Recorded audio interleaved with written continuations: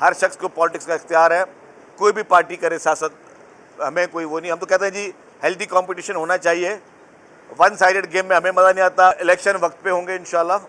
और मोहतरम असद ज़रदारी साहब का एक बहुत बड़ा विजन है, वो एक सीजन्ड पॉलिटिशियन है। मोहतरम असद ज़रदारी साहब पीपल्स पार्टी की हुकूमत किस तरह संभाल के उन चीज़ों को चल रही थी, और आते ही एक शख्स ने इस मुल्क की मौशत को तबाह कर दिया।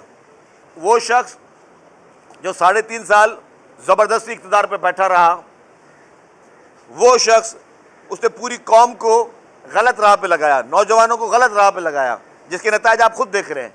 क्योंकि ये तो कहते हैं कि जैसी करनी वैसी भरनी, आप जो बीज बोगे उगाओगे भी वही। ये जब मसाइल हल होंगे तो आगे इंशाल्लाह मुल्क तरक्की करेगा, क्योंकि मुल्क है तो हम सब लोग हैं। तो यही होनी चाहिए पॉलिटिकल लीडरशिप। अनफॉर्चुनेटली अफसोस की बात है, यहाँ पे 3.5 साल जिन लोगों ने इस मुल्क में महंगाई के तूफान खड़े कर दिए, आप कंपैरिजन करें। आज मैं ओपन चैलेंज करता हूँ पूरी मीडिया को, तमाम पॉलिटिकल पार्टीज़ को, कि 2013 में जब पाकिस्तान पीपल्स पार्टी की हुकूमत